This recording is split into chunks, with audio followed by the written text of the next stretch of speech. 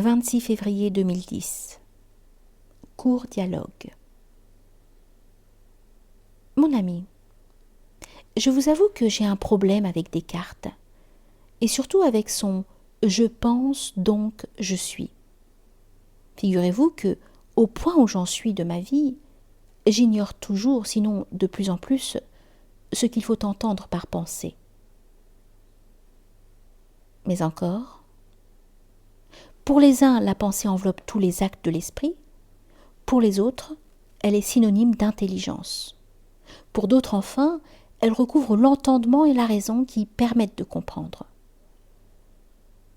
Et pour vous? Selon moi, la pensée nous est extérieure. Expliquez-moi cela.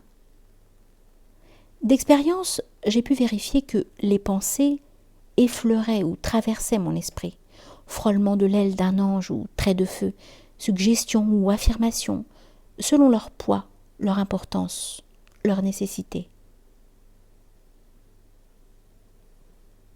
Voilà pour les impressions que vous avez ressenties, mais à contrario. À contrario, je constate que jamais, non, jamais la moindre pensée ne s'est imposée à moi à la suite d'un raisonnement, d'une lecture ou d'une conversation. Si je vous suis, vous établissez une nette distinction entre l'acte de raisonner, de réfléchir, ou si vous préférez de penser, et la pensée elle-même. C'est cela même. Autant je suis capable de conduire un raisonnement petit a, petit b, petit c, de méditer sur telle ou telle page de Sénèque, de Marc Aurèle ou de Saint-Augustin, et déposant là mon ouvrage, de me mettre à prier. Autant je suis incapable d'appeler à moi la moindre pensée. Le reconnaître est le seul acte de véritable humilité dont je suis capable.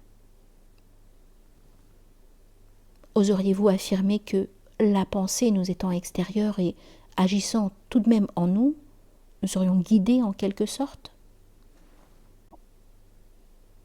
Des signes plus que des injonctions assurément. À nous d'y être attentifs. Revenons, si vous le voulez bien, au « je pense donc je suis ». Tout ce que vous venez de me dire, et à quoi je ne suis pas loin d'acquiescer, même si je n'ai pas une foi aussi ardente que la vôtre, me rend plus intelligible la formule cartésienne. Voilà pourquoi. Si la pensée qui me meut m'est extérieure, cela signifie que je ne peux être, au sens plein du terme, que par l'effet d'une puissance supérieure. C'est tout à fait ce dont je me persuade. Mais à moi, à présent, de vous poser une question. Je vous en prie.